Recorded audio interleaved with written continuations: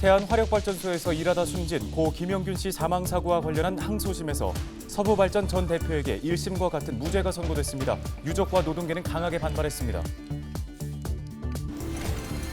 서산시가 국제적 명소 조성에 나선 해미국제성지와 해미협성 일대의 기반 시설을 확충합니다. 주변 산책로를 정비하고 주차장도 점차 확대해 나간다는 계획입니다. 예산과 홍성 주민들이 충남도 공공기관의 내포 신도시 이전 계획에 대해 환영의 뜻을 밝혔습니다. 주민 대표들은 신도시 업무 상업시설 공실률이 30%를 넘는다며 균형 발전을 강조했습니다. 지난 한 달간 예산시장에 10만 명이 다녀간 것으로 집계됐습니다. 요리연구가 백종원 씨가 창업을 지원한 음식점들이 인기를 끌면서 사람들의 발길이 이어지고 있습니다.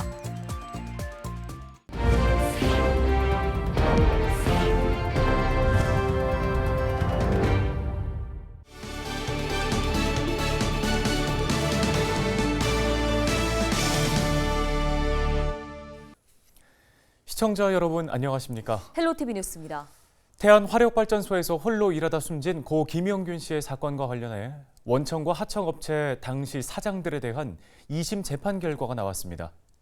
자세한 내용 취재기자 연결해서 알아보겠습니다. 네, 정호석 기자가 전화 연결돼 있습니다. 정 기자, 항소심 선고 내용 어떻게 나왔습니까? 네, 9일 대전지방법원에서 열린 2심 결과 원청인 한국서부발전 전 사장이 무죄를 선고받았습니다. 1심 판결이 유지된 겁니다. 재판부는 한국서부발전이 작업환경 개선에 관한 사항을 태안발전본부에 위임해 발전본부 내 설비와 작업환경까지 점검할 의무가 없다고 판단했습니다.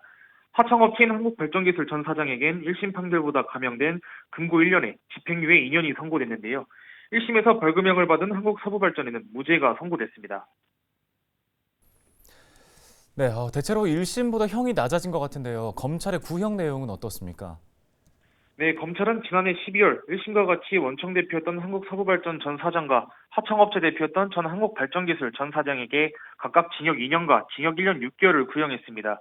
또 서부발전과 하청업체 소속 나머지 사고 책임자 12명에게는 징역 2년에서 벌금 700만 원을 구형하고 원 하청업체는 두 곳에는 각각 벌금 2천만 원을 선고해달라고 재판부에 요청했는데요.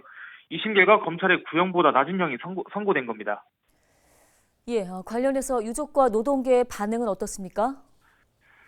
네, 김영균 사주기 추모위원회는 기자회견을 열고 재판장에서 어처구니 없는 형이 나왔다고 반발했습니다. 또 사형자가 잘못했다고 할 때까지 싸우겠다고 목소리를 높였습니다.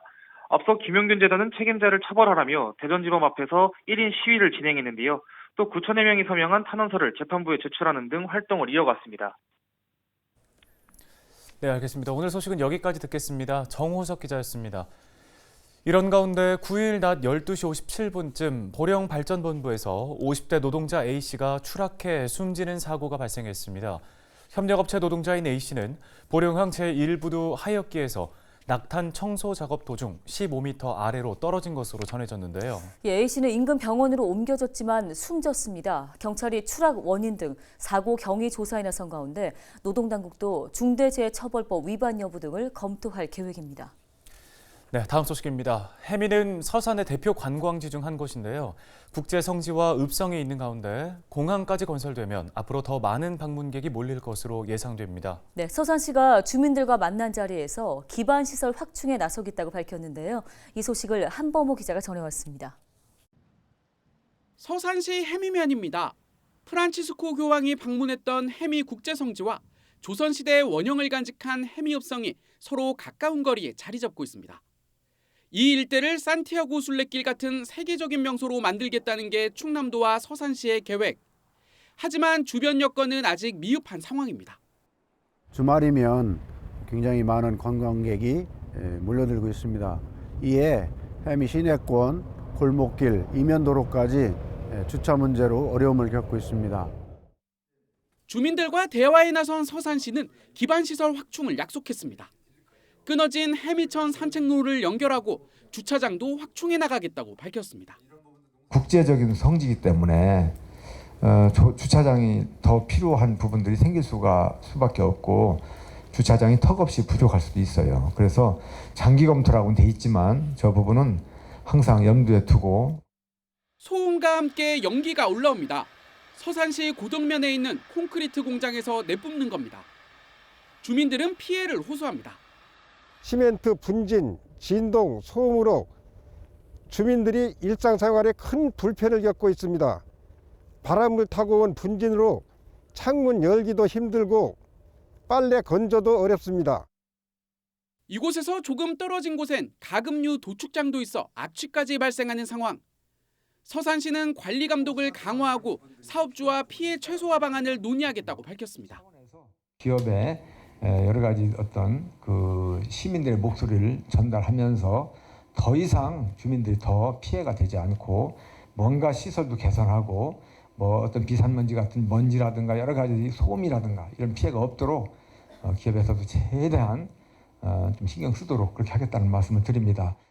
이 밖에도 서산시는 주민들이 건의한 상습 침수구역 배수시설 개선과 청소년 문화공간 확보 등을 검토할 계획입니다. 헬로티비 뉴스 한보호입니다. 다음 소식입니다.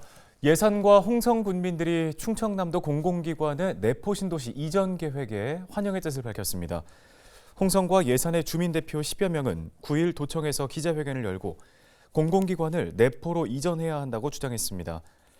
이들은 내포신도시의 업무, 상업시설 공실률이 30%를 넘는다며 지역 균형 발전이 필요하다고 강조했는데요. 충남도는 산하 공공기관을 통폐합해 본원을 내포신도시로 옮기는 방안을 추진하고 있습니다. 이에 대해 이전 대상 기관이 소재한 지역 정치권에서는 공공기관 이전에 대한 반발이 커지고 있는 상황입니다. 지난 한 달간 예산시장에 10만여 명이 방문한 것으로 나타났습니다.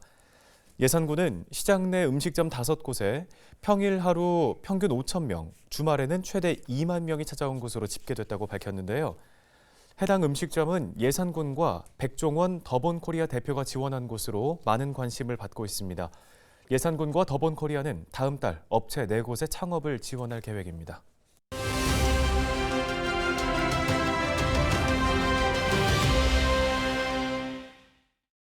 다음 소식입니다. 전국의 도시철도 운영기관들이 무임승차로 인한 적자분을 정부가 부담하라고 요구하고 있습니다. 이와 함께 요즘 이슈로 떠오른 게 바로 노인의 나이 기준인데요. 네, 현재 65세 이상이면 노인이라고 하는데요. 고령화 시대 또 100세 시대다 보니 노인 나이에 대한 시민들의 인식도 바뀌고 있습니다. 여론은 지금 박근수 기자가 전해드립니다. 지금 현재로 봐서는 한 70? 노인은 한 70부터? 75세 정도라고 생각합니다. 도시철도 노인 무임승차로 인한 적자에 국가 지원 요구에서 시작된 노인 연령 상향 조정.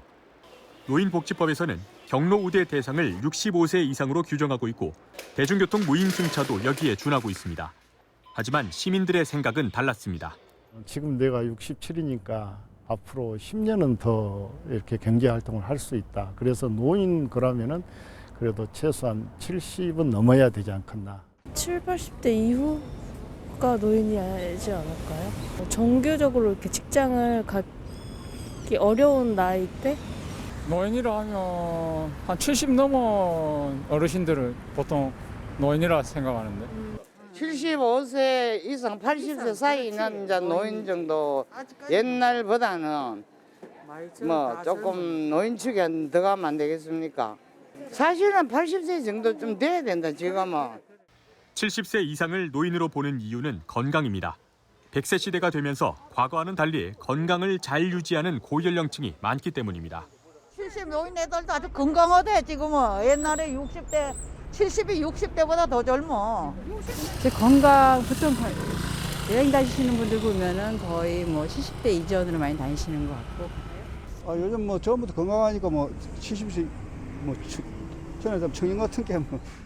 지금 수준이 적당하다고 보는 시민도 있었습니다. 65세 정도로 생각합니다. 공공 일자리 같은 부분도 부족하고 사회적 보장도 미흡하고 62세 이상 정도인 것 같습니다. 그쯤 되면 다 손주를 보시지 않나 해서 노인이라고 생각하고 최근 대구시가 도시철도의 무임승차 연령을 70세로 높이고 버스에 대해서도 70세 이상 무임승차가 가능하도록 하겠다고 밝혔습니다. 서울시도 무임승차 연령 기준 개편 작업에 나섰습니다. LG헬로비전이 홈페이지를 통해 도시철도 무임승차 연령 상향 조정에 대한 의견을 물었는데 10명 중 8명 가까이가 찬성의 뜻을 밝혔습니다. 고령화 시대에 자연스러운 변화로 받아들여야 한다는 것입니다. 또 사회적으로 노인의 기준 연령이 높아진 만큼 현재 60세인 정년 기준도 늘려야 한다는 의견도 있었습니다. 내 생각 65세쯤 적합하겠고 중년에 나와가지고 노는 사람 많으니까 그래 좀 일로 오래 하면 싶어서 그래. 노동의 의지가 있는 사람들한테는 분명 60세라는 나이가 젊은 나이이긴 한데 통상적으로 생각했을 때는 60세, 65세 이 정도가 가장 적당한 것 같아요. 일부 시민들은 당장 부족한 청년 일자리가 더 줄어들 것을 우려하는 목소리도 내놨습니다. 올리는 것도 좀 조심스러운 게 청년들 일자리도 있으니까. 년이 높여되는데 내가 생각을 하면 또 애들이 있잖아. 그 애들이 또 들어갈 자리가 없잖아. 일자리는 계속 모자라고 있는데 이게 정년이 늘어난다면 나이가 취업에 대한 청년들의 걱정이 더 늘 것이고. 도시철도 적자 문제에서 시작된 노인 기준 연령 상향, 정년 연장과 연금 개혁 등이 맞물려 있다 보니 폭넓은 논의가 필요하다는 목소리가 높습니다. 헬로티비 뉴스 박금수입니다. 충남도가 오는 25일부터 내포신도시 순환버스를 운영합니다. 순환버스는 내포신도시 주민의 대중교통 이용 환경을 개선하고 홍성과 예산을 연결하는 교통망 구축을 위해 도입되는데요. 버스는 홍주 여객과 예산교통이 각각 운영하며 요금은 기존 농어촌 버스와 동일합니다. 내포신도시는 홍성과 예산 두 곳에 걸쳐 있는데 순환버스가 없어 그동안 주민들이 불편을 겪어왔습니다. 오늘 준비한 소식은 여기까지입니다. 네, 고맙습니다.